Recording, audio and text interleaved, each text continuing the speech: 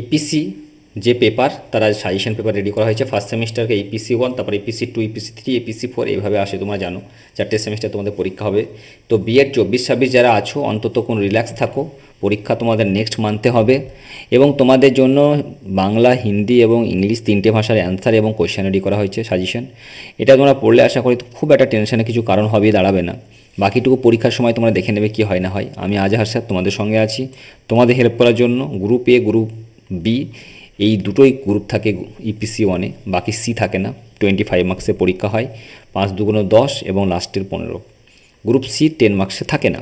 চলো question number 1 যেটা আছে গ্রুপের সেটা দেখে নিই। ডিকোডিং বলতে কী বোঝায়? কোয়েশ্চেন নাম্বার 2 নিবিষ্ট পাঠের দুটি উপকারিতা উল্লেখ করুন। কোয়েশ্চেন 3 পাঠ্যক্রম জুড়ে পঠন বলতে কী বোঝায়? কোয়েশ্চেন 4 ক্ষেত্র টিকা কী? কোয়েশ্চেন 6 পঠন পটুত্ব কী? কোয়েশ্চেন 7 অধিগত জ্ঞান এবং সরব পাঠ ও নীরব পাঠের দুটি সুবিধা অসুবিধা লিখতে বলেছে। এবং SQ3 কৌশল বলতে কী বোঝায় এইটা করবে। কোয়েশ্চেন বি থেকে যে কোয়েশ্চেন দিয়েছে, কোয়েশ্চেন নাম্বার 1 হলো নিবিষ্ট পাঠ বলতে কী বোঝায় এবং বিস্তৃত পাঠের উপকারিতা কী। এর সঙ্গে কোয়েশ্চেন 2 পঠনের স্তরগুলি লিখুন এবং যে কোনো একটি পঠন স্তর সম্পর্কে আলোচনা করতে বলেছে। কোয়েশ্চেন নাম্বার 3 পাঠ্যক্রম জুড়ে পঠনের গুরুত্ব কী। কোয়েশ্চেন নাম্বার 4 গঠনের উপযোগী শব্দভাণ্ডার বিকাশে দুটি কৌশল। কোয়েশ্চেন নাম্বার 5 হলো পাঠ্যক্রমে ব্যাখ্যামূলক পাঠের গুরুত্ব। এই গেল তোমাদের কোয়েশ্চেনের সাজেশন। এছাড়াও তোমরা অবরোহী আরোহী পদ্ধতি উদাহরণসহ দেখে যাবে।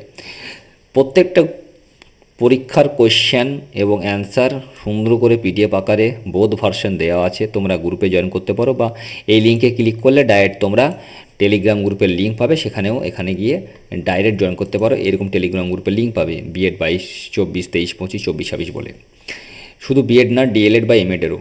তাই সবাইকে বলছি টেনশনের কিছু নেই, রিল্যাক্স থাকো, বি কুল, সবাই ভালোভাবে পরীক্ষা দাও। কারি কোনো সমস্যা হলে আমাকে জানাবে। পরীক্ষার একদিন আগে আমি তোমাদের সঙ্গে মিটিং করব, বিস্তারিত তথ্য এবং কথা সেদিনই তোমাদের সঙ্গে আলোচনা করব। সবাই ভালো থেকো, সুস্থ থেকো।